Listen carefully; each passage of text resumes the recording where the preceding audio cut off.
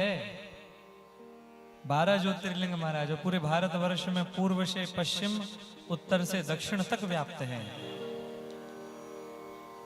अब हमको चलना है।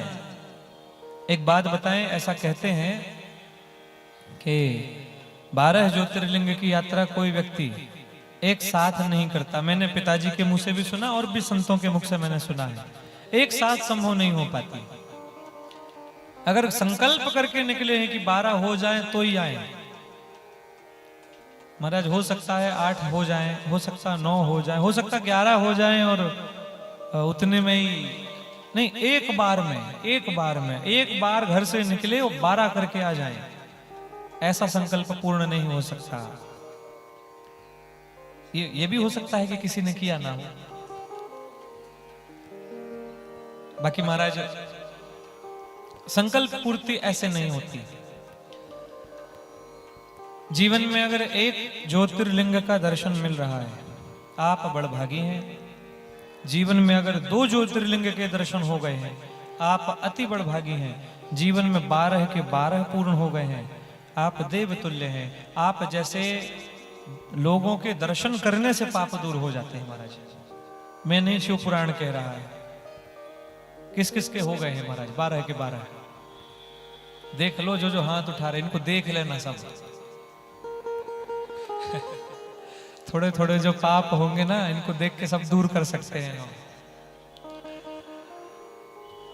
12 ज्योतिर्लिंग प्रत्यक्ष तो भले ना जा पाए आज हम, लेकिन कथाक्रम से जरूर पहुंच जाएंगे। 12 बार हमारे भगवान भोलेनाथ ने भक्तों के अनुग्रह को करने के लिए, कोई ना कोई लीला को करने के लिए अपने स्वयं के स्वरूप को प्रकट किया है। ज्योतिर्मय स्वरूप प्रकट हुआ है। हमारा ज्योतिर्मय स्वरूप कहां कैसे प्रकट हुआ है, इसे अब सुनना चालू करेंगे। हमारी गाड़ी चलने वाली है। अब सब लोग एकदम अच्छे से बैठ जाओ, मन लगा लो और पहले 12 के दर्शन को करें, फिर एक एक करके मैं सबकी व्याख्या को कहूंगा आपसे। सौराष्ट्रे सोमनाथम च श्रीशैले मल्लिकार्जुनम उज्जैन्यां महाकालम ओमकारममलेश्वरम्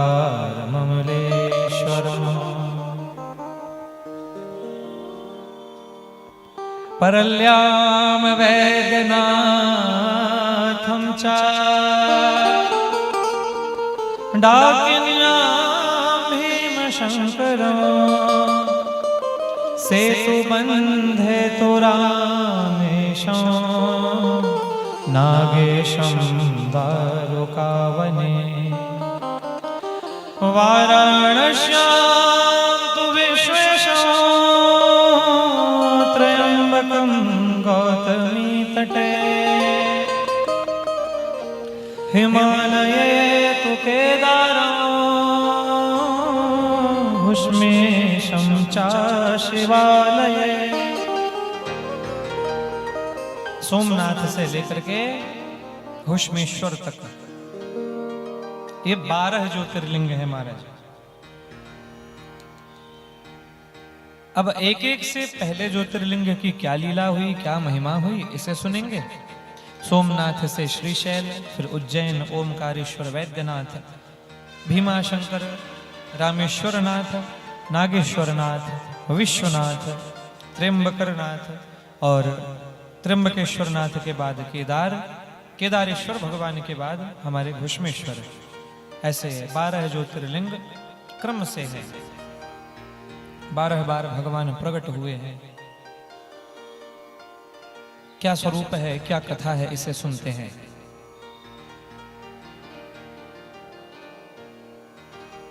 पहला शिवलिंग, पहला ज्योतिर्मय स्वरूप है सौराष्ट्रे सोमनाथम चा। कौन कौन गया है सौराष्ट्र सोमनाथ? वाह, सबसे सुंदर, सबसे वृहद आकार का शिवलिंग सौराष्ट्र में सोमनाथ। खूब बड़ा, खूब बृहद है महाराज। तो क्यों सोमनाथ प्रकट हुए? शंकर जी को क्या ऐसा प्रकट होने के लिए भक्त पर कैसी दया करनी पड़ी, इसे श्रवण करते हैं महाराज। प्राचीन काल की बात है, एक बार प्रजापति दक्ष नाम के एक देवताओं के प्रजापति हुए। दक्ष प्रजापति मतलब शंकर जी की सती के पिता। इनके घर 60 कन्याएं थी। प्रजापति दक्ष ने 60 कन्याओं में से 27 कन्याओं का विवाह करा दिया चंद्रमा के साथ। चंद्रमा 27 पत्नियों के स्वामी हो गए। पत्नियां 27 और चंद्रमा एकमात्र पति। महाराज विवाह करके जब पहुंचे घर, तो ये 27 पत्नियां ही चंद्रमा की 27 नक्षत्र के रूप में जानी गई। एक बार क्या हुआ, चंद्रमा की सबसे बड़ी जो पत्नी है, नाम है रोहिणी। तो चंद्रमा रोहिणी से खूब प्रेम करें और बाकी की 26 की तरफ एक बार देखें भी ना। बाकी की 26 बड़ी दुखी रहे कि चंद्रमा जैसे सुंदर सौंदर्यवान पति को प्राप्त करने के बाद भी हम आज दुखी हैं। ये सब पत्नियां चली गईं अपने अपने घर प्रजापति दक्ष के पास। और प्रजापति दक्ष से सबने शिकायत कर डाली कि पिताजी, आपने 27 का विवाह किया है और चंद्र केवल रोहिणी के लिए प्रेम व्यवहार रखते हैं, बाकी हमसे कोई प्रयोजन नहीं है। प्रजापति दक्ष को क्रोध आया। प्रजापति दक्ष को क्रोध आया महाराज। हाथ में जल रखते हुए दक्ष प्रजापति ने श्राप दे दिया कि चंद्रमा, तुम्हारे सौंदर्य को देखते हुए, तुम्हारी महिमा को देखते हुए हमने अपनी 27 बेटियों को तुमसे विवाह करा दिया और तुम उसमें विफल हुए। जाओ, हम श्राप दे रहे हैं कि तुम्हारा सौंदर्य दूर हो जाए और साथ ही साथ तुम्हें कुष्ठ रोग हो जाए, क्षय रोग हो जाए। अब तुम्हारा जो श्राप मिला, देखते ही देखते चंद्रमा की जितनी सुंदरता है, जितनी चमक है, ये सब दूर हो गई। हमारा चंद्रमा अलग सुंदर है। संसार में कोई भी सुंदर वस्तु की परिकल्पना आप हम चंद्रमा से करते हैं कि चंद्रमा जैसे सुंदरता। चंद्रमा में जो कुछ है वह उसकी सुंदरता ही है। उस चंद्रमा की सुंदरता ही उससे दूर हो गई। क्षय रोग हो गया, शरीर क्षीण होने लगा, चमक दूर हो गई। परेशान हुआ चंद्रमा और आकर के ब्रह्मा जी का बड़ा सुंदर तप किया। चंद्रमा ने जब ब्रह्मा जी की तपस्या की, ब्रह्मा जी प्रसन्न हुए, प्रकट हो गए और चंद्रदेव से कहने लगे, बताओ क्या कारण है। चंद्रदेव ब्रह्मा जी से कहते हैं, महाराज, अहो कष्टो महजातो सर्वलोकस्य दुःखदो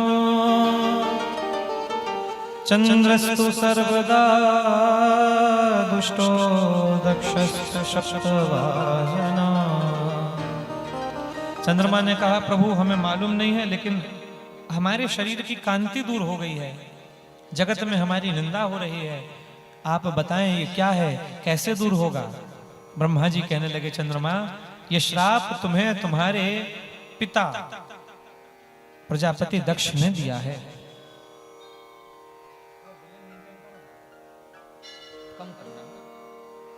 ये श्राप तुम्हारे पिता प्रजापति दक्ष ने तुमको दिया है और इस श्राप के कारण तुम्हें क्षय रोग हो गया है। तुम्हारा शरीर धीरे धीरे नष्ट होने लगा, तुम्हारा शरीर धीरे धीरे गलने लगा, सुंदरता दूर हो गई।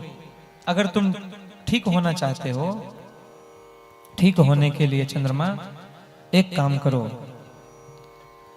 ब्रह्मा जी कहने लगे चंद्रमा से, चंद्रेण च तपस्तप्तो षड्मासं च निरंतरम्।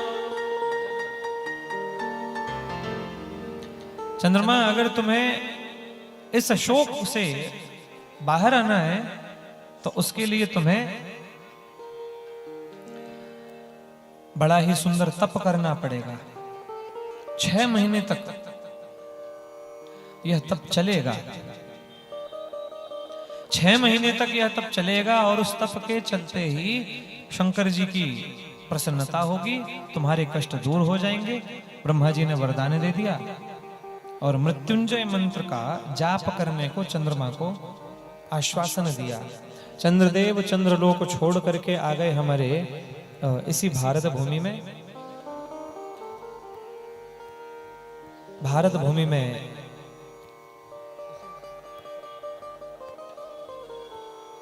गुर्जर प्रदेश नाम का एक बहुत सुंदर क्षेत्र है। प्रभास तीर्थ भी बोलते हैं इसे। समुद्र के तट में हमारे चंद्रदेव आकर के 6 महीने तक महामृत्युंजय मंत्र पढ़ते गए, जपते गए। महामृत्युंजय मंत्र याद है आप में से सब लोगों को? पढ़ना चाहिए महाराज, बहुत सिद्ध मंत्र है। हम बोलेंगे नहीं क्योंकि मंत्रों को गोपनीय रखना मंत्रों की महिमा को बढ़ाता है। महामृत्युंजय मंत्र बहुत सिद्ध मंत्र है, साक्षात शिव स्वरूप है वह मंत्र। चंद्रमा ने 6 महीने तक उस महामृत्युंजय का अनुसरण किया। 6 महीने के बाद शंकर जी प्रकट हुए, त्रिशूल हाथ में लिए। बोले क्या चाहते हो? चंद्रमा कहने लगे कि महादेव यदि प्रसन्नो देवेश किम साध्यम भवेन् मम तथापि मे शरीरस्य क्षयं वारय शंकर। चंद्रमा ने कहा महादेव आपको मालूम है कि मुझे रोग हो गया है, प्रजापति ने श्राप दे दिया है, क्षय रोग हो गया है, मेरे शरीर की सुंदरता मुझसे छीन ली गई है। महाराज अगर आप कृपा करेंगे तो मुझे मेरे शरीर का सौंदर्य लौटा दीजिए। शंकर जी जाप से प्रसन्न थे। शंकर जी ने वरदान दे दिया कि चंद्रमा हम तुमको वरदान दे रहे हैं। श्राप तो श्राप होता है, लग गया है मतलब उसे भोगना पड़ेगा। क्षय रोग हो गया है, तुम संसार से, क्षय मतलब हानि, क्षय मतलब हानि। भगवान शंकर कहने लगे चंद्रमा से कि चंद्रमा हम तुम्हारे श्राप को पूरा ठीक तो नहीं करेंगे, लेकिन वरदान देते हैं कि यह क्षय रोग धीरे धीरे बढ़ेगा और तुम पूर्ण हो जाओगे। पूर्णता धीरे धीरे घटके तुम्हारा फिर क्षय होता जाएगा, तुम फिर संसार से दूर हो जाओगे, फिर तुम पूर्ण हो जाओगे, फिर तुम क्षय हो जाओगे। जब तुम धीरे धीरे पूर्णता की ओर बढ़ोगे तब शुक्ल पक्ष आएगा। जब पूर्ण हो जाओगे तो पूर्णिमा की तिथि कहेगी और पूर्णिमा के बाद धीरे धीरे तुम्हारा शरीर क्षीण होने लगेगा। देखते ही देखते तुम संसार से ओझल हो जाओगे। वह तिथि कृष्ण पक्ष और अमावस्या की तिथि कहेगी। चंद्रमा बड़े प्रसन्न है। महादेव जाने लगे, चंद्रमा चरण पकड़ लिए। चंद्रमा कहने लगे प्रभु देव देव महादेव परमेश नमोस्तुते उमया सहितः शंभो स्वामित्र स्थिरो भव। चंद्रमा ने शंकर जी के चरण पकड़ के कहा कि महाराज हमारा क्षय रोग तो आपने दूर कर दिया है। 6 महीने का समय हमने आपको दिया, महामृत्युंजय का जाप किया। संसार में बहुत सारे ऐसे लोग होंगे जिनको असाध्य रोग हो जाएंगे। उन लोगों के लिए आपकी कृपा कैसे रहेगी? सबके पास इतना समय थोड़ी है कि 6 महीने जाके और प्रभास क्षेत्र में दिन रात तप करते रहें। महाराज ऐसे भक्तों के निवारण के लिए मैं तो यही प्रार्थना करूंगा कि आप यहाँ विराजमान हो जाएं, अकेले ना बैठें। उमया सहिता शंभो, महाराज आप पार्वती जी के साथ यहाँ पर विराजमान हो जाएं। शंकर जी ने चंद्रमा की बात को मान ली। देखते ही देखते शंकर जी अदृश्य हुए। देखते ही देखते यह भूमि फट गई और बड़ा ही सुंदर विशालकाय आकृति का बड़ा सुंदर सोमनाथ नामक ज्योतिर्लिंग प्रकट हुआ। ऐसे प्रथम शिवलिंग का प्रादुर्भाव हुआ है। बोलिए सोमनाथ महाराज की।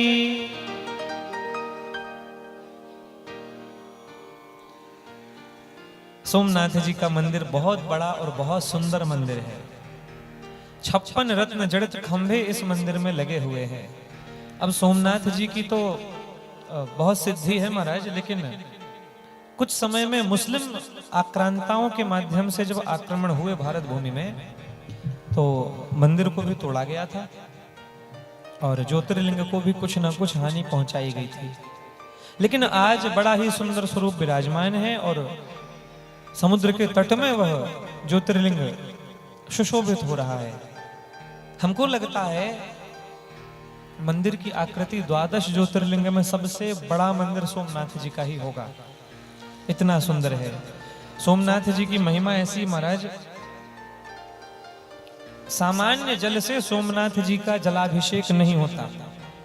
सोमनाथ जी के स्नान के लिए भी जो जल लगता है वह गंगा जल होता है। अब आप सोचो, सोमनाथ जी कहाँ? द्वारिका में, द्वारिका के और आगे। अब ऐसी जगह गंगा जी हमारे उत्तर भारत में है, यहां से जल निरंतर जाता है सोमनाथ जी के पास। तो ऐसे सोमनाथ जी का बड़ा सुंदर महात्म्य है। जब कभी चंद्र ग्रहण हो, ध्यान दीजिए, चंद्र ग्रहण के समय असाध्य रोग सोमनाथ जी के दर्शन मात्र से, चंद्र ग्रहण के आसपास की तिथि में आप सोमनाथ में प्रवास करें, वहां जाकर के भजन करें, शंकर जी के मृत्युंजय मंत्र का आनंद करें, ठीक हो जाएंगे असाध्य रोग महाराज।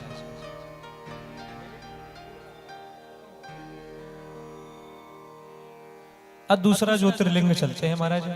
द्वितीय मल्लिकार्जुन, मल्लिकार्जुन भगवान। मल्लिकार्जुन कौन कौन गए हैं आप में से? अब हाथ उठाइए। मल्लिकार्जुन ना बहुत सुंदर संतान सुख देने वाला एक जागृत ज्योतिर्लिंग है। आइए मल्लिकार्जुन की कथा को सुने। सूत जी महाराज कहने लगे ऋषिगणों से, आंध्र प्रदेश, वर्तमान में आंध्र प्रदेश की पावन भूमि में क्रौंच नामक द्वीप में भगवान श्री भवानी शंकर ज्योतिर्मय स्वरूप में विराजमान है। क्या कथा है इसकी? कथा के 6वें दिन मैंने आप लोगों से एक चरित्र कहा था, गणेश जी के विवाह का चरित्र, याद है सबको? विवाह होके गणेश जी बाल गोपाल से युक्त हो गए, उधर कार्तिकेय स्वामी परिक्रमा करके लौट के आए। अब महाराज शर्त ये लगी हुई थी कि जो पहले आएगा विवाह उसका पहले होगा। यहाँ तो गणेश जी गए ही नहीं, उनका विवाह हो गया। कार्तिकेय पूरी मेहनत से, ईमानदारी से लौट के आए, उनका विवाह नहीं हो पाया। कार्तिकेय जी को खूब क्रोध आया था। कार्तिकेय स्वामी तुरंत मोर पर बैठकर क्रोधित होकर के जो उड़े हैं कैलाश से, उड़ते हुए सीधे क्रौंच द्वीप में गए और बीच जंगल में विलीन हो गए, कहीं खो गए, रूठ करके बैठे हैं। शंकर जी पार्वती जी अपने पुत्र को मनाने के लिए पीछे गए, खूब खोजे, कार्तिकेय स्वामी मिल तो गए, लेकिन भवानी शंकर भगवान मनाने में असमर्थ रहे। कार्तिकेय जी लौट के नहीं आए, वो वहीं के हो गए महाराज। आज भी उन कार्तिकेय स्वामी को दक्षिण भारत में पूजा जाता है, मुरुगन स्वामी के नाम से उनकी बड़ी महिमा है उधर। जब पुत्र लौट के नहीं आए तो शिव पार्वती जी ने एक बात निश्चित कर ली कि देखो, कार्तिकेय नहीं जाएंगे तो हमको कैलाश छोड़ के यहां रहना पड़ेगा।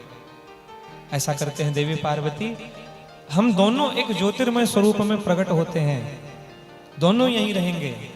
अमावस्या दिने शंभु स्वयं गच्छति तत्र ही। पार्वती, अमावस्या की तिथि जब आएगी तो इस ज्योतिर्लिंग में मैं विराजमान हो जाऊंगा। अमावस्या से 15 दिन पूर्णिमा तक मैं यहाँ पुत्र के पास रहूंगा, तुम कैलाश में रहना। और जब पूर्णिमा की तिथि आए तो मैं कैलाश आ जाऊंगा, तुम यहाँ आ जाना। पुत्र को माँ का सुख भी मिलेगा, पिता का प्रेम भी मिलेगा। इस प्रकार भूमि को विदीर्ण करता हुआ एक ज्योतिर्लिंग बाहर आया। मल्लिका मतलब हमारी भगवती पार्वती, अर्जुन मतलब हमारे भगवान श्री शिव, इन दोनों के स्वरूप में वह ज्योतिर्लिंग प्रकट है। नाम पड़ा है मल्लिकार्जुन। बोलिए मल्लिकार्जुन भगवान की। कितने हो गए? 2 हो गए, तीसरे की ओर चले। तृतीयम उज्जैनियाम महाकालम, हमारे मध्य प्रदेश का गौरव, हमारे भारत भूमि का गौरव, और हमको लगता है पूरे विश्व का गौरव। ऐसा दिव्य, ऐसा विलक्षण ज्योतिर्लिंग महाराज, तत्काल फल को देने वाला महाकाल भगवान, बहुत सिद्ध है। कौन कौन गया है? जो नहीं गए हैं जल्दी जाओ महाराज, बहुत सुलभ है हमारे लिए महाकालेश्वर। महाकालेश्वर यथा नाम, बड़े से बड़े कालों से जो हमारी रक्षा कर दे वह है महाकालेश्वर। उज्जैन नगरी में विराजमान है। एक तो उज्जैन की नगरी ही अति दुर्लभ है महाराज, जहां कुंभ का आयोजन होता है, सिंहस्थ जहां पर लगता है वह उज्जैन है। वहां महाकाल बाबा का सुंदर परिकर बना हुआ है, शंकर जी विराजमान है। अब तक हमने ये सुना है कि शंकर जी बैठे हुए हैं महाकालेश्वर रूप में, क्यों है कैसे हैं ये हमने नहीं सुना, ये हमने नहीं जाना, आज सुनेंगे महाराज। उज्जैन की बड़ी विशेषता है। उज्जैन की भूमि कर्म की भूमि है। उज्जैन की भूमि महाराज कर्म को तुरंत सिद्ध करके फल देने की क्षमता रखती है। पीछे बैठने की व्यवस्था करवाई जाए, अगर बन सके तो जो श्रद्धालु खड़े हैं वो बैठ जाएंगे जाकर के।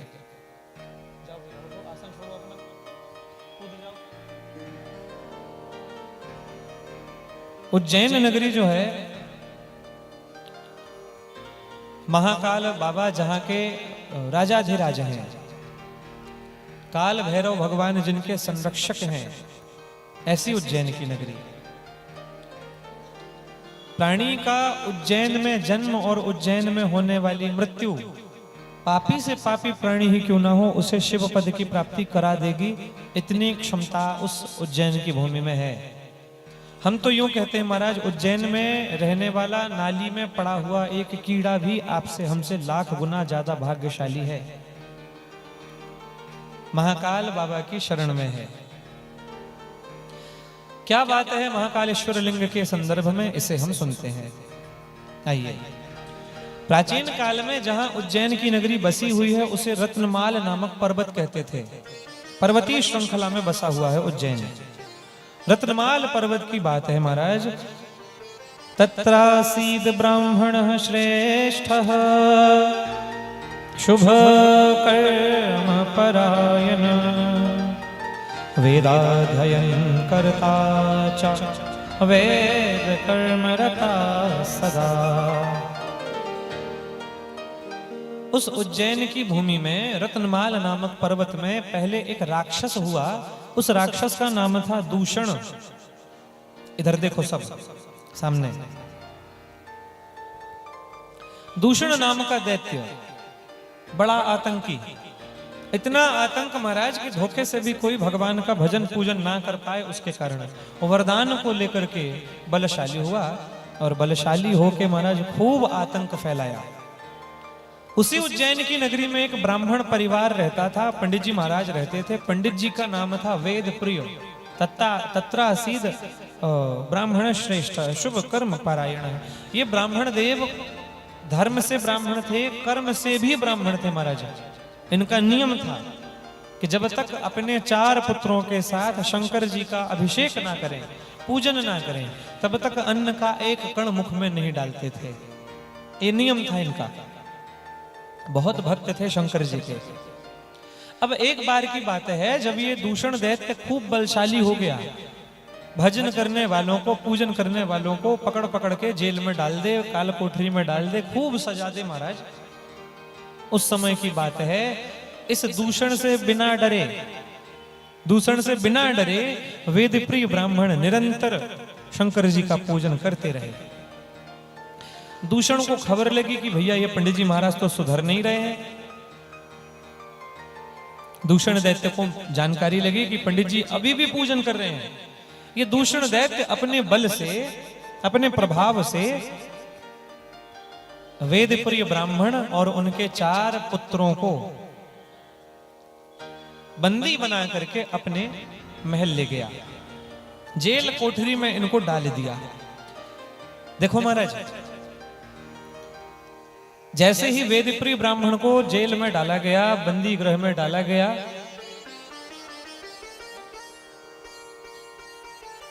बंदी गृह में जब डाला गया ना, तो पंडित जी खूब रोए। इसलिए नहीं रोए कि हमको बंद कर दिया गया, इसलिए रोए कि महाराज मेरा तो नियम है कि शिव पूजन के बिना मैं कुछ नहीं करूंगा।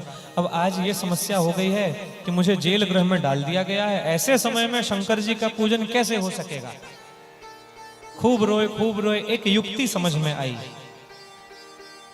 आप लोग एक बात बताओ, आपके पास पूजन के लिए कुछ नहीं है,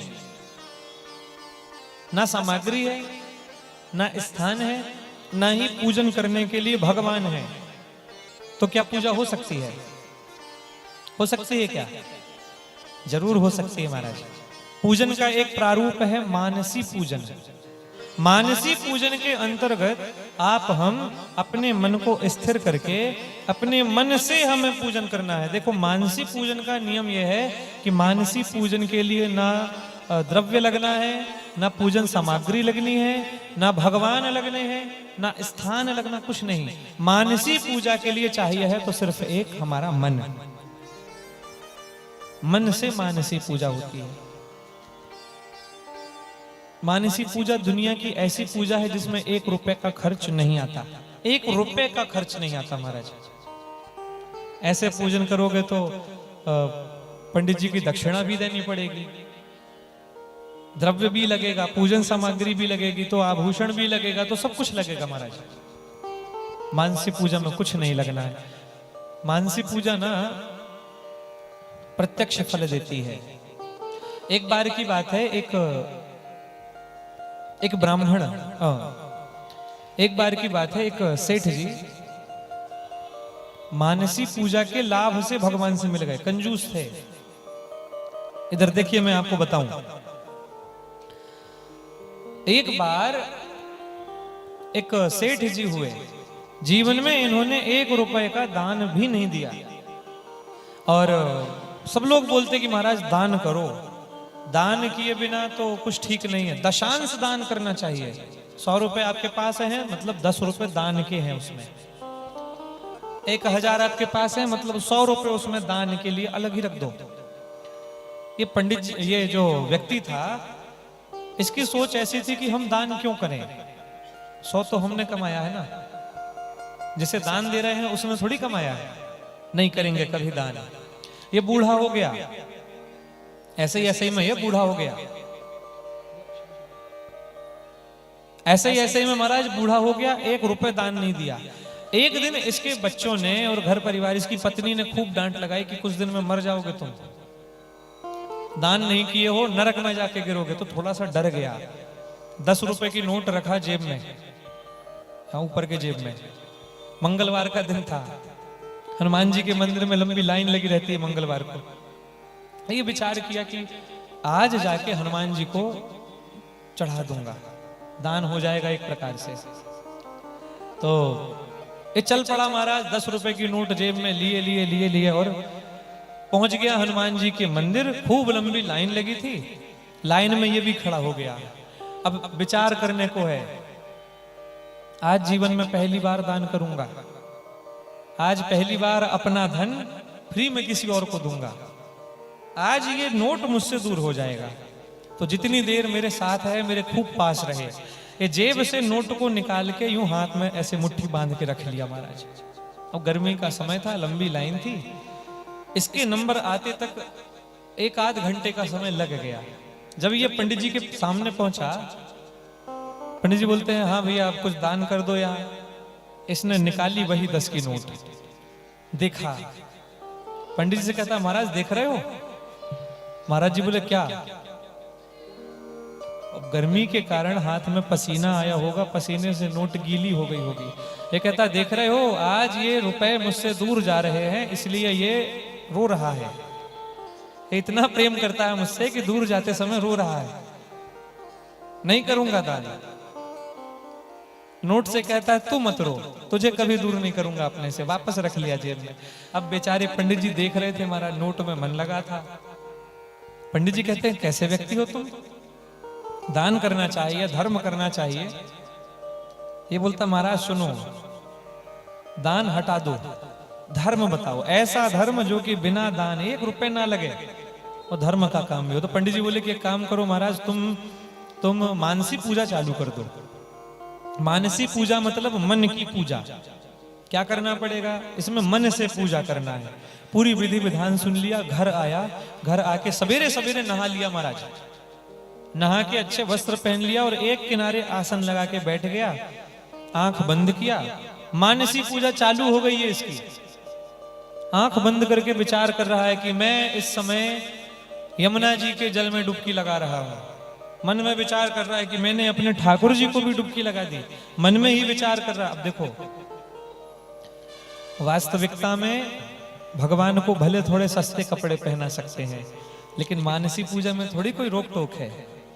कौन सा अपनी जेब का लग रहा है, जो सोच सको, जितना महंगा सोच सको महाराज। इसने भी वही किया, खूब महंगे वस्त्र पहना दिए, दुनिया का सबसे महंगा इत्र भगवान को लगा दिया, सबसे महंगा श्रृंगार भगवान का इसने कर दिया। अब बारी थी भोग लगाने की। पंचामृत बना रहा था भोग के लिए। मन में आंख बंद करके मन में ही पंचामृत बन रहा है। सबसे पहले दूध लिया, दही लिया, घी लिया, शहद मिलाया, शक्कर डाल रहा था मन ही मन। शक्कर डालते डालते डालते डालते 4 चम्मच डालनी थी, 6 चम्मच डला गई। तब याद आया, अरे राम राम, ज्यादा हो गई। अब चूंकि कंजूस था महाराज, इतना कंजूस था कि सोचने लगा कि नहीं, 6 चम्मच 2 चम्मच निकाले लेता हूं, कल काम आएगी।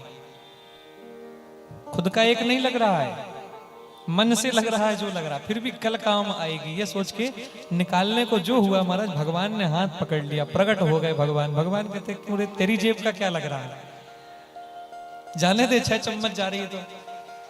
महाराज कहने का आशय है, मानसी पूजा भगवान से सीधा और सरल साक्षात्कार करा देती है। आज वेद प्रिय ब्राह्मण को जेल गृह में बंद कर दिया गया। पहले तो खूब रोए, बाद में विचार करने लगे कि देखो, ये हमारे शरीर को बंद कर सकते हैं, हमारे मन से हम पूजन कर सकते हैं महाराज। दूषण दैत्य ने जब बंद किया ना, तो चारों पुत्र और वेद प्रिय ब्राह्मण ये सब मिलकर के मन ही मन भगवान शंकर का अभिषेक प्रारंभ कर दिए। ओम नमः शिवाय, ओम नमः शिवाय, ओम नमः शिवाय निरंतर बोलते गए। ऐसा पूजन हुआ, पूजन से आसपास के जितने सैनिक थे सब प्रभावित हो गए। एक ने जाके शिकायत कर दी दूषण को कि महाराज बड़ा गड़बड़ हो रहा है, जेल गृह में आपने बंद कर दिया है, इसके बाद भी अवेद प्रिय ब्राह्मण धर्म का काम कर रहे हैं, इनका वध आवश्यक है। दूषण दैत्य तलवार लिए मारने के लिए आ रहा है। आज जेल गृह के भीतर वेद प्रिय ब्राह्मण बैठे हैं, दूषण दैत्य आ रहा है, अंदर आंख बंद करके पूजन चल रही है। यह दूषण दैत्य आया, जेल कोठरी के दरवाजे को खोल के तलवार निकल करके जो मारने को हुआ महाराज, वेद प्रिय डर गए। डर के महादेव को बुलाने लगे, महाकालम महादेव दुष्ट दंड कर प्रभो मुक्तिं प्रयच्छन् शंभो संसारां भूदितः शिवः। वेद प्रिय ब्राह्मण ने कहा, हे महादेव, हे महाकाल, रक्षा करो, इस दुष्ट से हमें बचाओ। महाराज जेल की कोठरी में जब यह प्रार्थना की गई, जेल के भीतर ही भूमि को विदीर्ण करते हुए भगवान महादेव रौद्र रूप में प्रकट हुए हैं और अपने त्रिशूल से उस दूषण का संहार कर दिए। वेदप्रिय ने कहा, महाराज असमय हमारी मृत्यु हो जाती, काल को आपने दूर कर दिया, महाकाल स्वरूप में आए हैं भगवान, आज अब आप लौट के मत जाइए। बहुत सारे लोग संसार में ऐसे पीड़ित हैं कि जो काल के प्रभाव से ग्रसित हैं, उनकी रक्षा भी आपको करनी है। हमारा निवेदन आप यहीं विराजमान हो जाएं। महादेव आश्वासन दिए, अंतर्ध्यान हुए। देखते ही देखते जेल कोठरी के भीतर ही महाराज एक ज्योतिर्मय स्वरूप में महादेव का लिंग प्रकट हुआ। बोलिए महाकालेश्वर भगवान की। आप जाइएगा महाकाल, जाके देखना, खूब बड़ा गर्भगृह नहीं है, एक तो गहराई जैसी जेल कोठरी होती है ना, ठीक उस प्रकार से वह गर्भगृह बना हुआ है, उसमें महाकाल विराजमान है। संसार का एकमात्र ऐसा ज्योतिर्लिंग, एकमात्र ऐसा शिवलिंग जिसकी जलहरी की दिशा दक्षिणाभिमुखी है। आपके हमारे घर में जो शिवलिंग विराजमान हो, उस शिवलिंग की जलहरी हमेशा उत्तराभिमुख होनी चाहिए। उत्तराभिमुख महाराज, महाकाल की जलहरी दक्षिण मुखी है, एकमात्र विलक्षण शिवलिंग महाराज। यांत्रिक, तांत्रिक और मांत्रिक तीनों प्रयोगों से सिद्ध है वह ज्योतिर्लिंग। महाकाल के दर्शन अति लाभप्रद हैं, महाकाल का स्पर्श अति लाभप्रद है। भस्म आरती महाकालेश्वर में होती है। बहुत सारे लोगों को ये एक भ्रांति बनी हुई है कि मुर्दे की, चिता की भस्म से महाकाल की भस्म आरती होती। महाराज बिल्कुल नहीं है ऐसा। गौ माता के ओपल से, कंडे से तैयार की गई भस्म को जब व्यवस्थित किया जाता, बनाया जाता है, उससे महाकालेश्वर में भस्म आरती होती है। स्वर्ण मुखौटा भगवान को लगाया जाता है, बड़ा अद्भुत श्रृंगार किया जाता है। महाकालेश्वर भगवान का रूप, सब जितने ज्योतिर्लिंग है ना, सब आपको सौम्य रूप में दिख सकते हैं, लेकिन महाकाल अपने रौद्र रूप के लिए ही जाने जाते हैं। तो ऐसे महाकाल बाबा का दर्शन आपने, हमने तीसरे ज्योतिर्लिंग के रूप में किया है।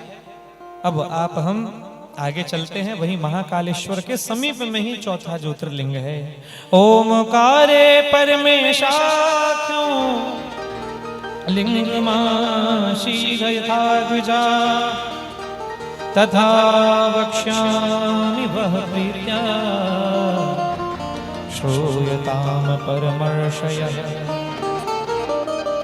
चौथे ज्योतिर्लिंग जिनका नाम है भगवान श्री ओमकारेश्वर नाथ। यहां दो शिवलिंग विराजमान हैं, एक है ओमकारेश्वर, एक है ममलेश्वर। एक के बिना दूसरा अधूरा है। आप गए ओमकारेश्वर का दर्शन करके लौट आए, कोई अर्थ नहीं। आप गए ममलेश्वर महाराज के दर्शन करके लौट आए, उसका भी कोई अर्थ नहीं। एक नर्मदा जी के इस पार है, दूसरा नर्मदा जी के उस पार है। आपको मालूम है ओमकारेश्वर नर्मदा जी की नाभि है, नाभि। इधर देखो सब सामने। हमारा ये जो शरीर होता है, नाभि जो होती है ना हमारे शरीर में, ये नाभि शरीर की केंद्र बिंदु होती है। नाभि से हमारे पैर के नाखून की दूरी उतनी ही होगी जितनी दूरी नाभि से हमारे सिर की होगी। एक बराबर, एक सूत इधर का उधर नहीं होता। ठीक ऐसे ही ओमकारेश्वर हमारे नर्मदा जी की नाभि है। अमरकंटक से ओमकारेश्वर की दूरी उतनी ही है जितनी समुद्र से ओमकारेश्वर दूर है। एक बराबर है महाराज। ओमकारेश्वर की बड़ी सुंदर लीला है। एक बार कभी को देखो, ओमकारेश्वर की भूमि पार्थिव लिंग के पूजन के लिए बड़ी जानी जाती है। आप में से कौन ऐसे हैं जो ओमकारेश्वर में मिट्टी के शिवलिंग बना के उनका अभिषेक करके आए हैं? आपने अपने जीवन का सबसे बड़ा काम किया है महाराज। ओमकारेश्वर की भूमि पार्थिव लिंग की भूमि है। एक बार कभी को देवताओं के गुरु बृहस्पति को शिव पूजन करना था। शंकर जी की प्रार्थना की गई और मिट्टी का शिवलिंग बना के प्रकट किया गया। पार्थिव पूजन किया गया। पूजन से शंकर जी प्रकट हुए। शंकर जी जहां प्रकटे वहां एक शिवलिंग स्वयंभूर हुआ, और जो मिट्टी का शिवलिंग बना था, शंकर जी ने कहा बृहस्पति से कि महाराज, हम जो प्रकट हो रहे हैं ये ओमकारेश्वर कहेंगे, और जो आप बना रहे हैं ये ममलेश्वर कहेंगे। हमारे दर्शन के बिना ममलेश्वर का दर्शन, ममलेश्वर के दर्शन के बिना ओमकारेश्वर का दर्शन अपूर्ण है। आपने एक रानी का नाम सुना होगा, महारानी अहिल्याबाई होलकर। अहिल्याबाई होलकर ने ओमकारेश्वर की भूमि में रहते हुए मजदूरों को धनराशि दे करके पार्थिव लिंग बनवाया करती थी कि बनाओ, नर्मदा जी में प्रवाहित करो। इतनी महिमा है महाराज। साउथ इंडिया से, दक्षिण भारत से सैकड़ों ब्राह्मण आकर के रोज रुद्रियों का पाठ किया करते थे उस समय। तो जब कभी ओमकारेश्वर जाएं, कुछ भी नहीं महाराज, शंकर नर्मदा जी की बालू से ही शंकर जी निर्माण करके थोड़ा सा पूजन करके वहीं प्रवाहित कर दें, खूब लाभ मिलेगा। तो ऐसे ओमकारेश्वर की महिमा है। कितने हो गए हैं? बताओ, एक 5 कह रहे हैं। इतने पास वाले को तक 5वें की ओर चलते हैं हम। 5वां ज्योतिर्लिंग बड़ा सुंदर और विशेष महिमा इनकी भी। अभी का ये जो मल मास होता है ना, अधिक मास, ये भगवान नारायण के लिए अति शुभ है। लेकिन एक ज्योतिर्लिंग ऐसा भी है जिसमें मल मास में, अधिक मास में खूब भीड़ रहती, वह है यही 5वां ज्योतिर्लिंग महाराज, परल्याम चा वैद्यनाथ। श्री वैद्यनाथ जी महाराज। कौन कौन गया है वैद्यनाथ जी? बहुत सुंदर है महाराज। रावण के द्वारा स्थापित है, रावण ने इनको स्थापित किया था वैद्यनाथ जी को। आइए सुने। रावणो राक्षस श्रेष्ठो मानी मान परायण आराराधरम भक्त्या कैलाशे पर्वतोत्तमे। एक बार रावण शंकर जी के पास गए। अब ये ध्यान से सुनने का चरित्र है। रावण से बड़ा शंकर जी का भक्त कोई और नहीं है। मैं एक बात बताऊं सबको, सब लोग रावण को गलत कहते हैं, मैं रावण को सही कहता हूं महाराज। रावण ने एक गलती की थी और हम मनुष्य बार बार गलती करते हैं। हमसे तो बहुत अच्छे थे रावण। रावण की एक गलती थी, बाकी उस गलती को अगर छोड़ा जाए ना तो रावण बराबर विद्वान, रावण बराबर शक्तिशाली, रावण के बराबर शिव भक्त कोई नहीं था संसार में। रावण कहीं ना कहीं हम मनुष्यों से बहुत अच्छे थे। रावण ऐसे भक्त थे शंकर जी के कि कैलाश जाते थे सीधे पूजा करने के लिए, कोई रोक टोक नहीं, और कोई रोक भी नहीं सकता था रावण को। यहां तक शंकर जी भी रावण से थोड़ा थोड़ा अब आ गया है तो आने दो कहते थे, ऐसे मत रोको।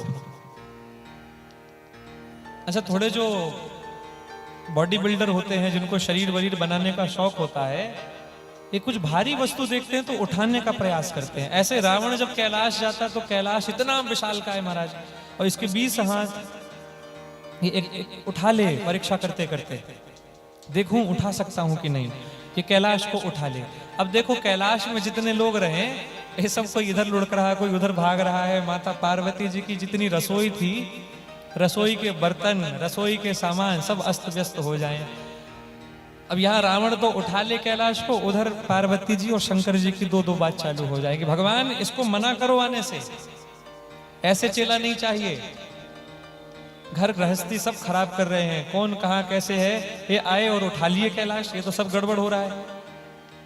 शंकर जी हाँ हम मना कर देंगे, हम रावण को समझा देंगे, यही करते रहे, नहीं समझाए महाराज। एक दिन रावण फिर उठा लिया कैलाश को। अब पार्वती जी को क्रोध आया, पार्वती जी ने अपने चरण से जो प्रहार किया है, कैलाश इतना भारी हुआ कि रावण अपनी भुजाओं सहित दब गया। चिल्ला रहा है मुझे जाने दो, मुझसे गलती हो गई। तब भगवती ने छोड़ा। शंकर जी को दया आ गई चेला पे कि एक बार हुआ है, मतलब दूसरी बार भी हो सकता है। इस बार हाथ गए हैं रावण के, अगली बार कहो रावण ही ना चला जाए। रावण जाएगा तो राम जी का काम यही हो जाएगा महाराज। इसलिए शंकर जी रावण के पास गए। रावण से कहते हैं देखो, अब हमारा एक निवेदन है कि कल से तुम मत आना। रावण का भगवान हमको पूजना है, हम आपकी पूजा करेंगे। शंकर जी बोले हम आ जाएंगे, तुम मत आना, हम आ जाएंगे लंका। महाराज रावण का इतना उस समय इतना वर्चस्व था रावण का कि शंकर जी को सुबह से कैलाश से लंका जाना पड़ता था पूजा के लिए। विनय पत्रिका में तुलसीदास जी ने वर्णन किया पूरा। शंकर जी जाते थे कैलाश से रावण से, हाँ भैया हम आ गए, कर लो पूजा। तब रावण बोले महाराज मंत्र कौन पढ़ेगा? तब शंकर जी प्रेरणा देते थे ब्रह्मा जी को। ब्रह्मा जी ब्रह्मलोक से आते थे, वो मंत्र पढ़ते, शंकर जी बैठते, रावण पूजा करता, पूजा के बाद फिर सब दोनों अपने अपने घर जाते। ये स्थिति थी रावण की। शंकर जी थक गए। शंकर जी कहते हैं रावण एक काम करो, तुम कल कैलाश आना, रोज रोज हम नहीं आ पा रहे हैं, तुम कल कैलाश आना, हम अपने ही शरीर का, अपने ही स्वरूप का, अपने ही तेज का एक शिवलिंग तुमको देंगे। वो शिवलिंग तुम ले आना, रोज उसकी पूजा करना। उसकी पूजा और मेरी पूजा एक समान है, वही फल मिलेगा तुमको। रावण बोले जी महाराज। रावण पहुंच गया कैलाश, उठा लिया शिवलिंग। अब शंकर जी को लग रहा है मैंने शिवलिंग तो दे दिया है, अपना रूप तो दे दिया है। कल को हनुमान जी जाएंगे और पूरी लंका में आग लगा देंगे, राम जी जाएंगे सबको मार डालेंगे, कोई एक व्यक्ति नहीं बचेगा जो मेरे ऊपर जल चढ़ाएगा। अरे राम राम, अब हमको लीला करनी पड़ेगी। शंकर जी कहते हैं रावण से कि रावण बहुत सावधानी से जाओ, बहुत ध्यान से जाओ। ये जो शिवलिंग तुमने हाथ में रखा हुआ है, ये शिवलिंग अगर धोखे से भी तुमने नीचे रख दिया एक बार, जिस स्थान में रख दोगे उस स्थान से ये दोबारा उठेगा नहीं रावण। बहुत सावधानी से और अपने आप को व्यवस्थित करके जाओ। रावण ने कहा जी महाराज बिल्कुल। भूमो लिंगो यदा तुम चा स्थापयिष्यसि यत्र वे स्थास्यत्र न संदेहो यथेच्छसि तथा कुरु। रावण अपनी इच्छा से लेके जा रहे हो महाराज, वहीं रखना जहां पर तुम्हें दोबारा उठाना ना हो। रावण ने कहा महाराज चिंता मत करो, नहीं छोड़ूंगा हाथ से, जगह पे पहुंच जाऊंगा। ये देखो मेरे 20 हाथ हैं, एक थकेगा दूसरे में रखूंगा, दूसरा थकेगा तीसरा, महाराज ऐसे में पहुंच जाऊंगा लंका। अच्छा जाओ लेके जाओ। रावण लिया शिवलिंग, बड़े भक्ति भाव से लेके जा रहा था। इतने में महाराज शंकर जी ने अपनी ना लीला कर दी। इधर देखे सब, शंकर जी लीला कर दिए। लीला के अनुरूप शंकर जी देखते ही देखते रावण जब आधे रास्ते पहुंचा, वर्तमान में आज हम जिसे झारखंड कहते हैं, उस क्षेत्र में पहुंचते ही रावण को ऐसा लगा मानो कि मुझे लघु शंका जाना है। महाराज रावण श्रेष्ठ ब्राह्मण है, गायत्री का जाप करने वाला ब्राह्मण है, यज्ञोपवीत को धारण करने वाला ब्राह्मण। आप जानते हैं अशुद्धि कब लगती है? हमें ऐसा लगता है कि लघु शंका, शौच क्रिया, इसके बाद अशुद्धि लगे। ऐसा नहीं महाराज, ये भाव हमारे मन में आए, भले हम जाएं अथवा ना जाएं, भाव के आते ही अशुद्धि लगना प्रारंभ हो जाती है। इसलिए शास्त्र कहते हैं अशुद्धि का निराकरण तत्काल हो। अब रावण ये बात जान रहा है कि मेरे हाथ में ज्योतिर्मय स्वरूप शंकर जी का विराजमान है। ऐसी स्थिति में अगर मैं लघु शंका के लिए जाऊंगा तो अपवित्रता आ जाएगी। क्या करना चाहिए? शिवलिंग कहीं जमा भी नहीं सकता। अचानक शंकर जी की प्रेरणा से एक ग्वाल रावण को दिखाई पड़ा। रावण ने आवाज मारी, इधर आ इधर आ इधर आ भाई, ये शिवलिंग पकड़।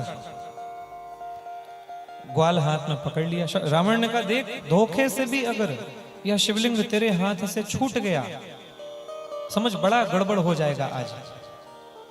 गोप ने कहा बिल्कुल नहीं छोड़ूंगा, तुम अपना काम करके आओ। रावण गए, लघु शंका हुए, निवृत्त हुए, स्नान किए। स्नान करके दौड़े दौड़े आ रहे हैं महाराज। देखो जैसे जैसे रावण पास आए वैसे वैसे शिवलिंग का भार बढ़ता जाए। रावण और पास आए, शिवलिंग और भारी हुए। जैसे ही रावण पास पहुंचे, शिवलिंग इतने भारी हो गए कि उस बालक के हाथ से छूट गए, भूमि में गिर गए महाराज। और जो गिरे हैं, अब रावण लगा है 10 भुजाओं से 20 भुजाओं से उखाड़ने के लिए। ये पृथ्वी पलटने लगी लेकिन शिवलिंग नहीं पलटे। आकाशवाणी हो गई तुरंत ही। आकाशवाणी कहने लगी रावण इस शिवलिंग को यहीं छोड़ दो, बल्कि तुम अकेले लंका जाओ, लंका से अपनी अर्धांगिनी मंदोदरी के साथ पूजन की व्यवस्था करके आओ, यहीं इस शिवलिंग का पूजन करो। जगत में यह शिवलिंग वैद्यनाथ भगवान के नाम से जाने जाएंगे महाराज। रावण के द्वारा उन वैद्यनाथ जी का स्थापन अभिषेक हुआ है। दोनों हाथ उठा करके प्रेम से बोलिए वैद्यनाथ भगवान की। देवगढ़ नामक स्थान है झारखंड में, बड़ा प्रसिद्ध, वहां यह वैद्यनाथ जी विराजे हैं।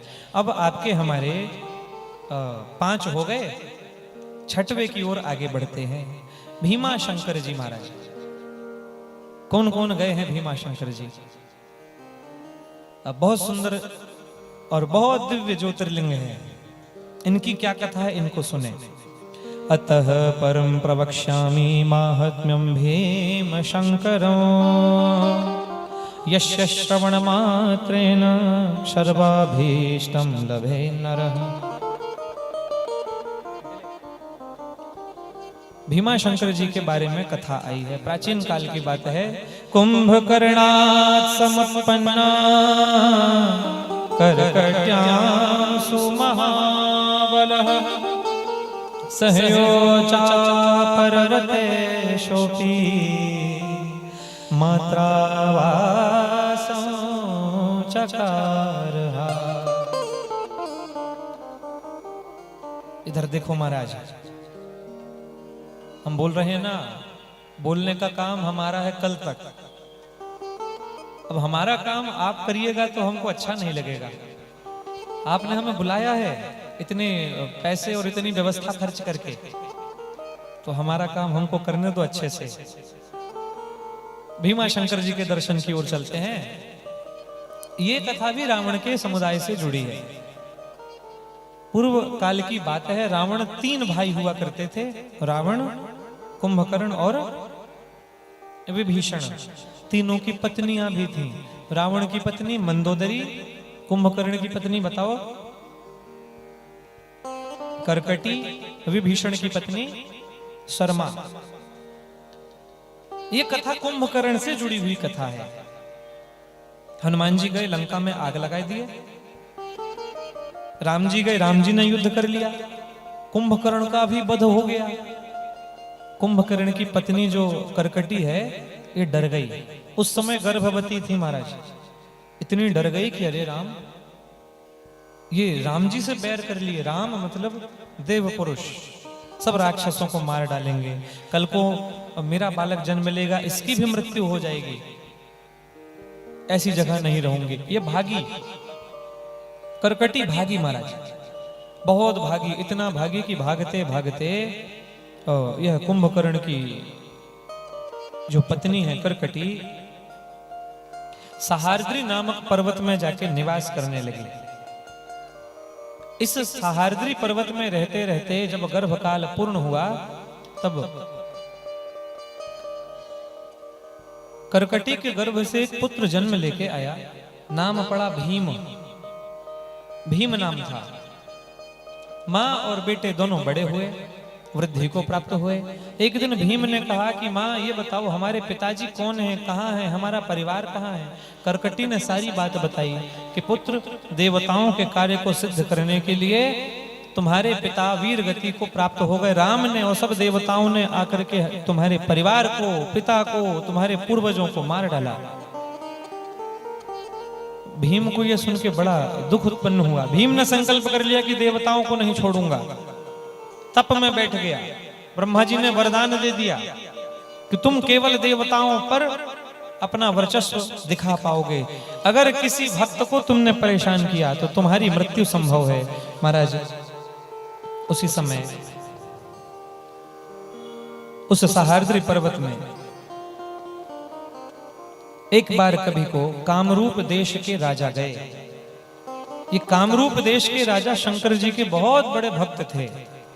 ये जाके शंकर जी का पूजन कर रहे थे। ये भीम राक्षस वहीं आया।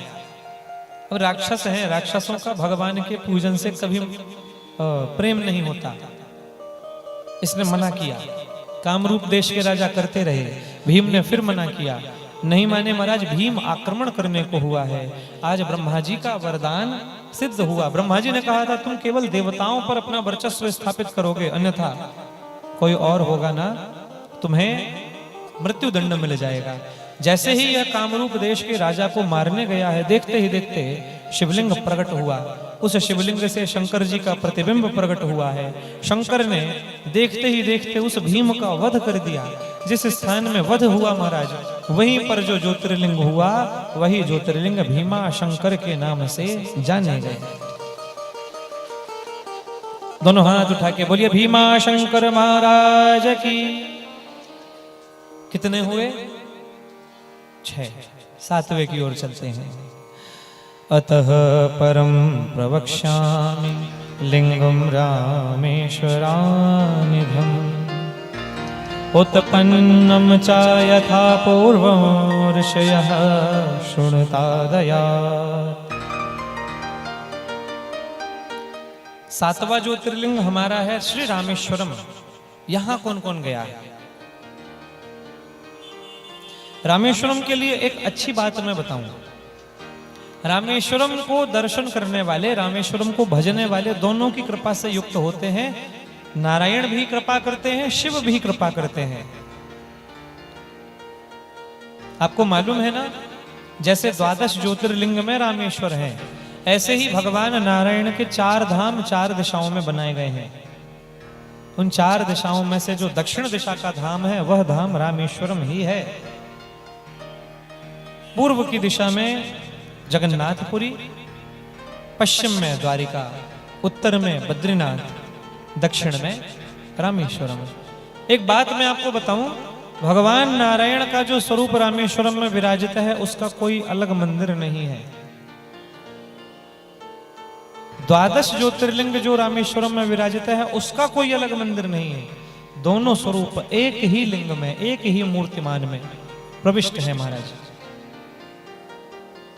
शांति बनाए। रामेश्वरम जी की कथा कुछ इस प्रकार है, इसे सुनते हैं। पूर्व काल की बात है,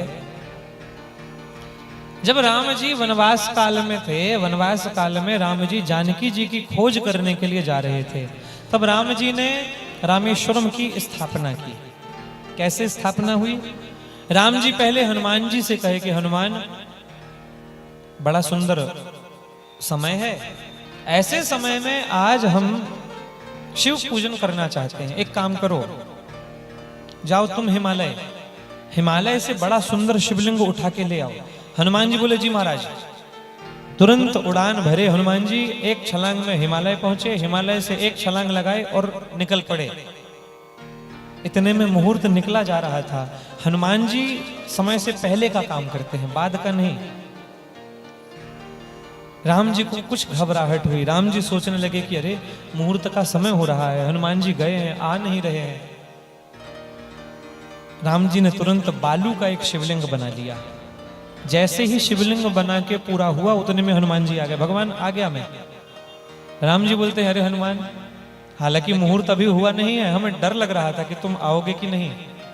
हनुमान जी बोले भगवान आप संदेह ना करें बिल्कुल भी, आपका आदेश सब कुछ है, अब तो मैं ले आया हूं। राम जी बोले अब इसे वापस पहुंचाने में भी दोष है। एक काम करते हैं हनुमान, जो बालू का शिवलिंग मैंने बनाया है उसकी स्थापना मैं करूंगा, जो शिवलिंग तुम लेके आए हो उसकी स्थापना तुम करना। राम जी ने भक्ति पूर्वक महाराज बालू के लिंग का स्थापन कार्य किया और वह बालू के लिंग ही जगत में रामेश्वरम के नाम से जाने गए। हनुमान जी ने जिस शिवलिंग का स्थापन किया था उस शिवलिंग का नाम है हनुमंतकेश्वर। 2 शिवलिंग हैं हनुमंतकेश्वर, एक रामेश्वरम में, एक उज्जैन में। तो ये जो रामेश्वरम की महिमा ऐसी है, राम जी के शब्द हैं कि हनुमान जब प्राणी हमारे दर्शन को आएगा, इस ज्योतिर्लिंग के दर्शन को आएगा, तब पहले उसे हनुमंतकेश्वर के दर्शन करने ही पड़ेंगे। नहीं करता है, सीधे आता है, लाभ नहीं मिलेगा, फल नहीं मिलेगा। पहली हाजिरी हनुमंतकेश्वर की, बाद में रामेश्वर नाथ की। अच्छा, जब राम जी ने पूजन की तो शंकर जी प्रकट हुए। राम जी कहते भगवान, राम के आप ईश्वर हैं, इसलिए आज से यह स्थान रामेश्वर कहेगा। शंकर जी बोले उल्टी गंगा ना बहाओ। उल्टी गंगा कैसी? हम आपका भजन करते हैं, राम जी आपको हम पूजते हैं। शंकर के ईश्वर राम हैं, इसीलिए ये रामेश्वर कहेगा। देव समुदाय पहुंच गए। माने तो किसकी माने, राम जी की माने या शंकर जी की माने? तब ब्रह्मा जी ने निष्पादित किया कि ना ही राम जी की मानेंगे ना ही शंकर जी की मानेंगे। राम और शंकर, राम और ईश्वर, ईश्वर मतलब शंकर होते हैं। जैसे भगवान शब्द नारायण के लिए है, भगवान मतलब गणेश जी नहीं, भगवान मतलब लक्ष्मी माता नहीं, भगवान मतलब शंकर जी भी नहीं। भगवान सुनाई दिया, मन में छवि बन जानी चाहिए, भगवान मतलब नारायण, नाम है उनका। ठीक ऐसे ही शंकर जी को ईश्वर शब्द मिला हुआ है। ईश्वर मतलब शिव। राम और ईश्वर दोनों जहां पर साथ में बैठे हुए हैं उस स्थान को रामेश्वर कहा गया है। और उस रामेश्वरम के दर्शन करने से दोनों की कृपा मिलेगी, श्री नारायण की भी और भगवान श्री महादेव की भी। इन दोनों की कृपा के साथ महाराज उनका दर्शन आपके हमारे लिए सुलभ हुआ। बोलिए रामेश्वर नाथ की जय। अब कितने हो गए?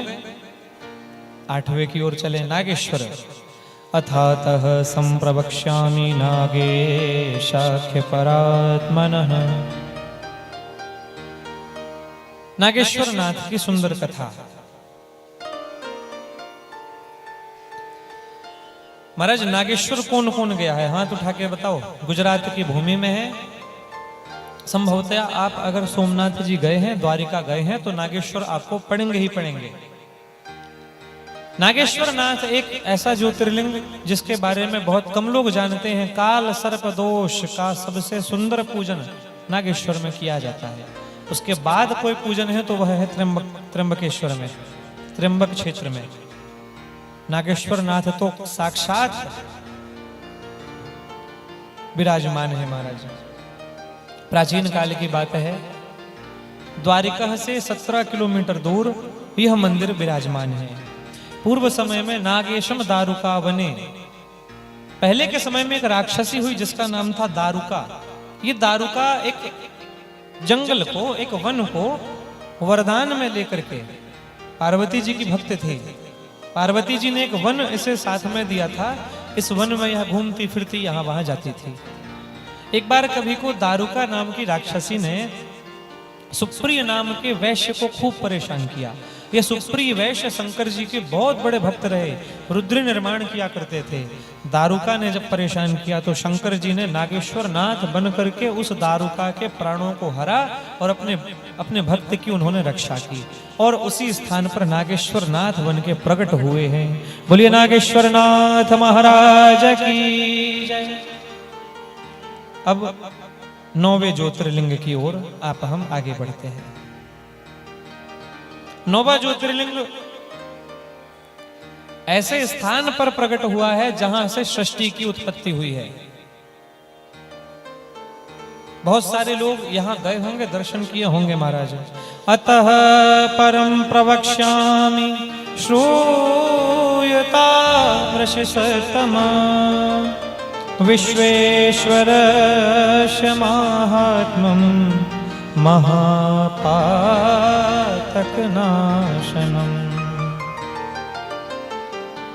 हमारा 9वां ज्योतिर्लिंग जिसे आप हम बड़ी ही सुंदर भूमि काशी की भूमि में दर्शन करते हैं। हम गाते हैं ना, हर हर महादेव शंभो काशी विश्वनाथ गंगे। हर हर महादेव शंभो काशी विश्वनाथ गंगे। हर हर महादेव शंभो काशी विश्वनाथ गंगे। हर हर महादेव शंभो काशी विश्वनाथ गंगे। काशी विश्वनाथ गंगे माता पार्वती संगे। काशी विश्वनाथ गंगे माता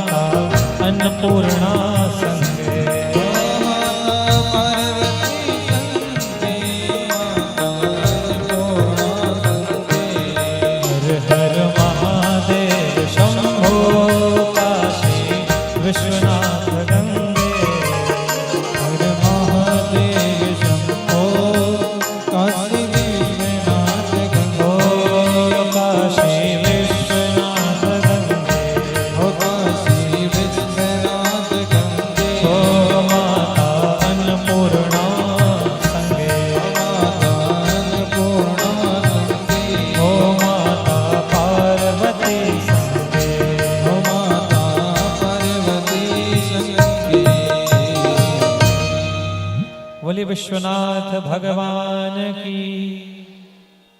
हमारे 9वें ज्योतिर्लिंग। अतः परो प्रवक्ष्यामि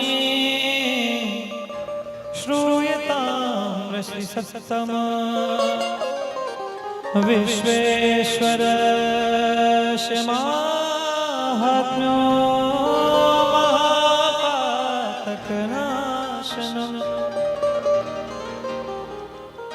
महापातकों के नाश के लिए विश्वनाथ भगवान का दर्शन अति आवश्यक है। कौन कौन गए हैं काशी की भूमि में विश्वनाथ जी को देखने? अब तो महाराज और सुंदर हो गया है। जब से विश्वनाथ कॉरिडोर का निर्माण हुआ बहुत सुंदर भूमि हो गई है। विश्वनाथ जी साक्षात महादेव है। आपको मालूम है काशी संसार की पहली ऐसी भूमि है जिसका निर्माण महादेव ने किया है। ऐसा कहते हैं कि जब प्रलय आता है तो सब डूबता है, लेकिन काशी त्रिशूल में धारण किए हुए महादेव रक्षा करते हैं उसकी। आपको एक बात पता है, काशी में मरने वाले प्राणी की जैसे भी मृत्यु हो उसका मोक्ष संभव है। पापी भी होगा तो भी मोक्ष है, चींटी भी मर रही है तो भी मोक्ष है। दुनिया के जितने भी साधु संत हैं, अगर कहीं सबसे अधिक संख्या में है तो वह एक भूमि है काशी की भूमि। उतने संत कहीं नहीं मिलेंगे। पता है क्यों? जितने संत जन हैं ये विचार करते हैं कि जन्म चाहे जहां हो, मृत्यु काशी में होनी चाहिए। और उस काशी का मणिकर्णिका घाट जीवन की सत्यता को दिखाता है महाराज। मणिकर्णिका घाट ऐसा है। मणिकर्णिका घाट में दुनिया का सबसे अमीर व्यक्ति भी जाएगा ना तो देख के डर जाएगा कि मेरी भी एक दिन यही गति होनी है, मुझे भी ऐसे जलाया जाएगा पकड़ के। ऐसी भूमि महाराज काशी की। काशी की भूमि में मरने वाले व्यक्ति का दाहिना कान कहते हैं मुड़ जाता है। मैंने देखा तो नहीं है, लेकिन हाँ श्रवण किया है मैंने। ये दाहिना कान मुड़ जाता ये क्यों मुड़ता है? ऐसा कहते हैं कि शंकर जी मरने के ठीक पहले कुछ मंत्र बता करके और व्यक्ति को मोक्ष के माध्यम से शिव तत्व प्राप्त करा देते हैं।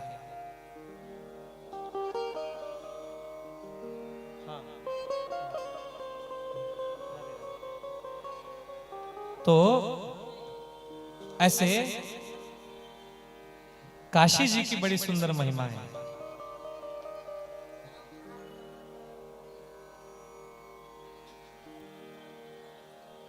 जी माता जी का कहना है कोई रामलाल जमादार जी काशी जी में जाकर के प्राण त्यागे हैं, भगवान मोक्ष प्राप्त कराएं। जी हाँ, तो ऐसे काशी की सुंदर भूमि है महाराज। काशी में भगवान बड़े ही सुंदर। अच्छा, काशी का एक नाम वाराणसी भी है। वाराणसी नाम पड़ने का रहस्य कुछ ऐसा है कि काशी में दो नदियों का बड़ा सुंदर संगम हुआ है। एक नदी वरुणा नाम की है, एक नदी असी नाम की है। दोनों आकर के गंगा जी में मिली हैं, इसलिए वरुणा और असी के संयोग से वाराणसीपुरी का निर्माण हुआ।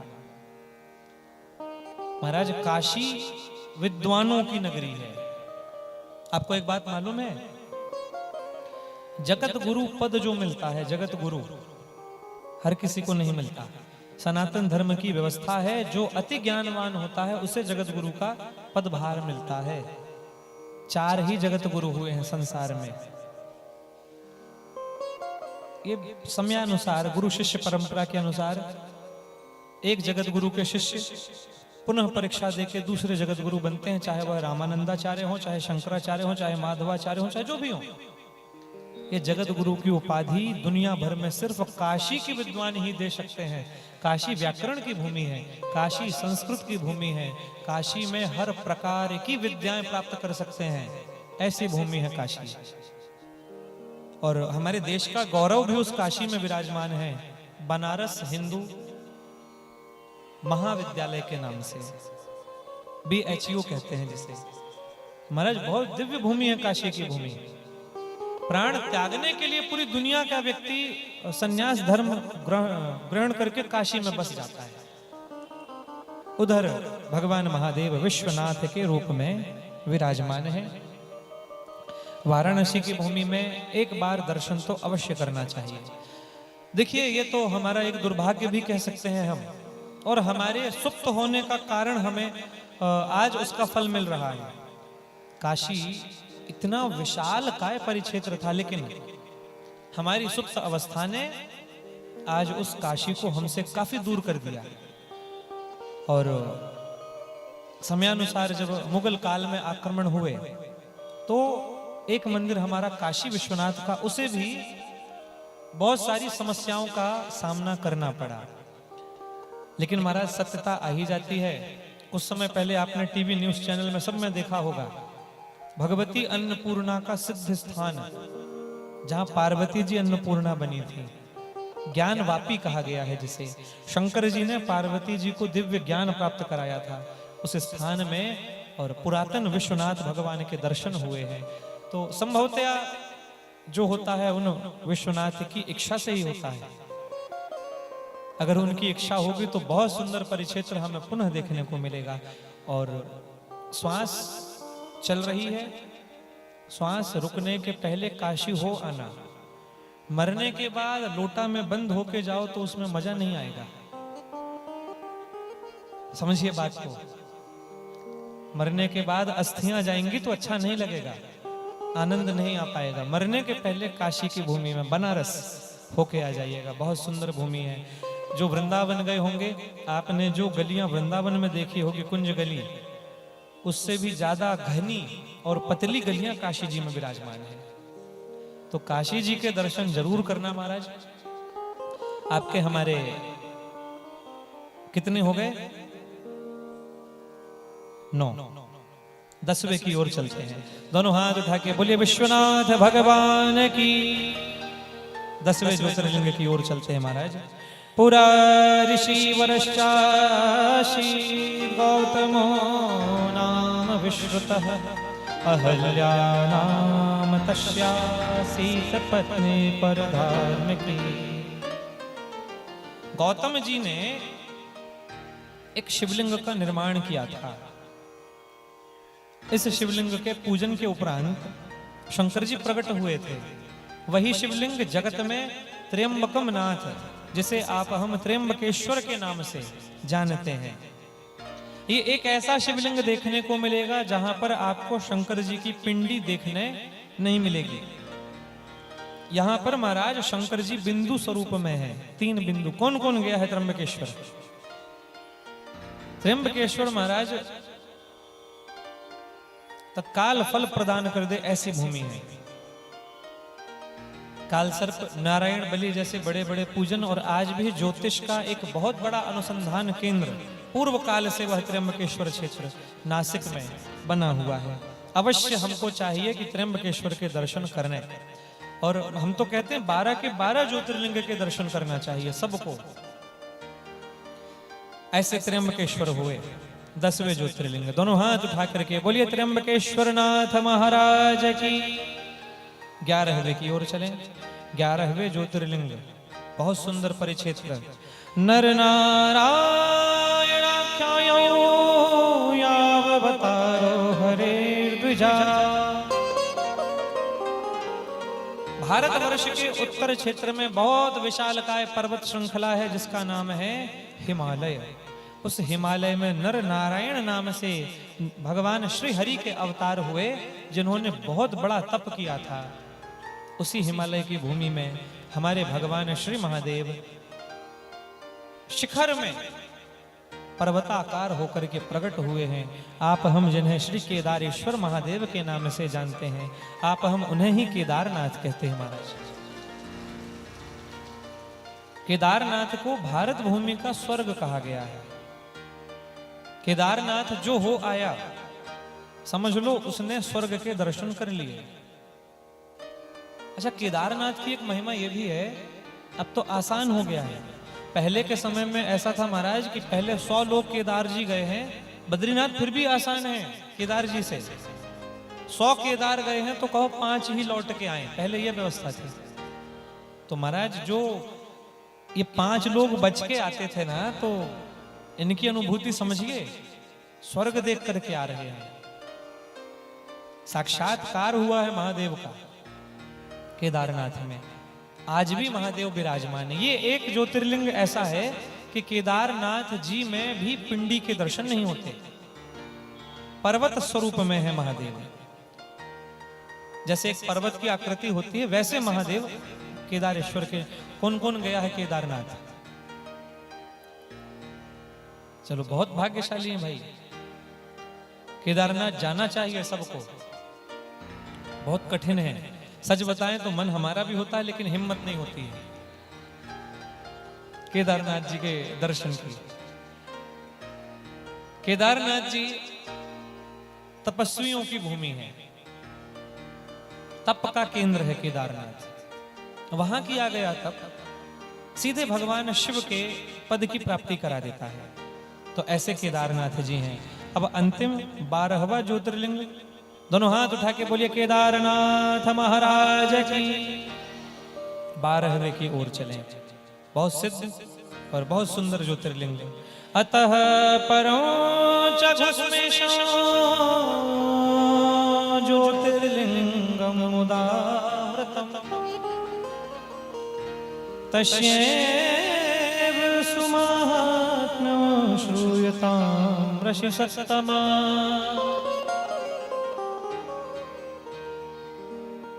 कई लोग इस ज्योतिर्लिंग को घृष्णेश्वर कहते हैं, कई लोग इस ज्योतिर्लिंग को घोषमेश्वर कहते हैं। वास्तविक नाम घोषमेश्वर है, जो शिव पुराण में लिखा है।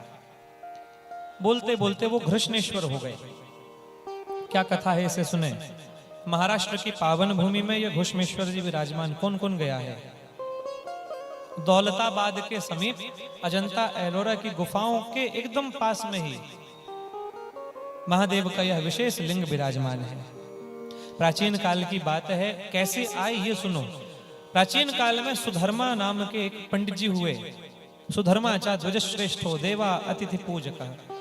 सुधर्मा जी महाराज की विवाह हुआ, पत्नी आई। पत्नी का नाम था सुदेहा।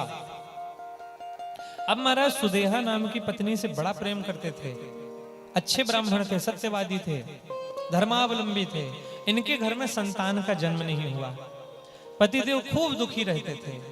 सुदेहा ने अपने पति से ही कहा कि देखो महाराज, आप दुखी मत रहो, संतान का जन्म नहीं हो रहा है, तो आप मेरी इच्छा से मैं आपको मुक्त करती हूं कि आप मेरी छोटी बहन घोषमा है, आप उससे भी विवाह कर लो।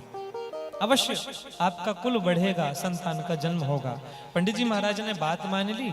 सुदेहा की छोटी बहन घोषमा थी, घोषमा से विवाह करके विवाह के ले आए। महादेव की इच्छा से महाराज, ये घोषमा इतनी बड़ी शिव भक्त हैं, जब घोषमा 7 वर्ष की थी तब से रोज किसी की मृत्यु भी क्यों ना हो जाए, घोषमा का नियम था शिवलिंग बना के तालाब में विसर्जित करना रोज। महाराज बहुत बड़ी शिव भक्त। घोषमा का विवाह हो गया सुधर्मा जी से, आ गई ब्याह के। शिवलिंग बनाने का नियम नहीं टूटा, चल ही रहा है। महादेव की कृपा से घोषमा गर्भवती भी हो गई। जानते हैं महाराज, जिस दिन से घोषमा गर्भवती हुई है, उस दिन से सुधर्मा जी का प्रेम बड़ी पत्नी से कम, छोटी पत्नी से अधिक हो गया। धीरे धीरे संतान का भी जन्म हो गया। एक बहुत सुंदर बालक जन्म लेके आया। ये बात बड़ी रानी को बिल्कुल पसंद नहीं आई। बड़ी रानी ने देखा कि पति मेरे हैं, पहले मैं आई हूं, लेकिन प्रेम घोषमा से अधिक है। अरे महाराज, इस प्रेम का कारण वह बालक है। वो बालक नहीं रहेगा तो सब बराबर चलेगा, ठीक रहेगा। क्या करें? मन ही मन ये सुधर्मा, ये सुदेहा मन ही मन अपने ही बहन के पुत्र से क्रोध भाव में आकर के उसका वध करने को उद्यत हुई। एक दिन की बात है, घोषमा शिवलिंग बना के तालाब विसर्जन के लिए गई थी। उतने में घर पर कोई भी नहीं था। सुदेहा ने तलवार निकाल के धारदार अस्त्र से घोषमा के बालक के बहुत सारे टुकड़े कर दिए, मार दी, पोटली बना के उसी तालाब में फेंक आई। महाराज जब शिवलिंग विसर्जित करके घोषमा आई, अपने बालक को देखने गई, पूरे बिस्तर में, क्षेत्र में रक्त की लाल लाल बूंदें गिरी हुई थी। डर गई, भयभीत हो गई, क्या हुआ, कहां गया? जब घुष्मा ने पूछा सुदेहा से, सुदेहा कहने लगी, बहन मैं क्या बताऊं, कोई जंगली जानवर आकर के, हिंसक पशु तुम्हारे बालक को मार गया, खा गया, ले गया महाराज। मैंने रोकने का प्रयास किया, नहीं रुका। महाराज जिसका एक ही पुत्र हो, हम तो कहते हैं सैकड़ों पुत्र वाला भी पुत्र की मृत्यु से शोकग्रस्त हो जाएगा, तो सोचो जिसका एक पुत्र हो उसकी क्या दशा होगी। घुष्मा बहुत रोई, बहुत परेशान हुई। इतने दुख के बाद भी अगर कुछ चलता रहा तो वह है शिव जी की भक्ति का नियम। पुत्र का वध हो गया, रोती रहती, लेकिन मिट्टी ला करके शिवलिंग बनाती, अभिषेक करती, पूजन करती, और उसके बाद उन शिवलिंग को तालाब में विसर्जित करके आती थी। महाराज रोज का नियम। 1 वर्ष बीत गया ऐसे ही। 1 वर्ष के बाद जिस दिन पुत्र की मृत्यु हुई थी, आज घुष्मा फिर से शिवलिंग बनाई। आज 1 वर्ष हो गया पुत्र को गए, बहुत रो रही है, पुत्र की बहुत याद आ रही है। शिवलिंग बनाई बनाई तालाब में गई विसर्जन करने। विसर्जन करने के पहले प्रार्थना करती है, महादेव अगर मेरे जीवन में पुत्र सुख है तो मुझे एक बार अपने उस पुत्र का दर्शन करा दो। जैसे ही शिवलिंग तालाब के भीतर प्रवेश हुआ है महाराज, ये मानो शंकर जी ही उस घुष्मा के मरे हुए पुत्र का रूप धारण करके तालाब से बाहर निकल के और घुष्मा के समक्ष आ गए। घुष्मा बहुत रोई। जैसे स्थान में घुष्मा को मरा पुत्र पुनः मिला, तुरंत एक शिवलिंग प्रकट हुआ भूमि को विदीर्ण करके। घुष्मा ने उस शिवलिंग का पूजन किया। घुष्मा के ईश्वर इसलिए नाम पड़ा श्री घुष्मेश्वर जी महाराज। घुष्मा ने कहा, प्रभु मेरे पुत्र को जैसे प्राप्त कराए हो, बहुत सारे लोग संतान सुख से विहीन होंगे, किन्हीं की संतान नहीं होगी तो किन्हीं की होकर के बिगड़ जाएगी, किन्हीं की संतान मर जाएगी। महाराज सब परेशान होंगे, उनके लाभ के लिए, हित के लिए आप यहीं विराजमान रहे। शंकर जी ने कहा है कि घुष्मा, जो प्राणी कलिकाल में मेरे दर्शन को करेगा, घुष्मेश्वर के दर्शन को करेगा, पूजन को करेगा, भाग्य में संतान योग नहीं भी होगा तो भी मेरी कृपा से वह संतान सुख का लाभान्वित होगा। महाराज इतनी महिमा है श्री घुष्मेश्वर नाथ की। एक बात लिखी हुई है ना, जितने तारे आकाश में उतने भी शत्रु हों, फिर भी बाल न बांका हो सके जब कृपा राम की होए। बहुत सारे शत्रु रहेंगे, लेकिन जब इष्ट की कृपा होगी ना तो सब कुछ भली भांति चलता रहेगा महाराज, सब पूर्ण हो जाएगा। ऐसे 12 ज्योतिर्लिंग की हमने दर्शन किए। दोनों हाथ उठा करके बोलिए घुष्मेश्वर नाथ की। 12 ज्योतिर्लिंग की सुंदर यात्रा हमारी यहां पूर्ण हुई। अब एक बात बताएं,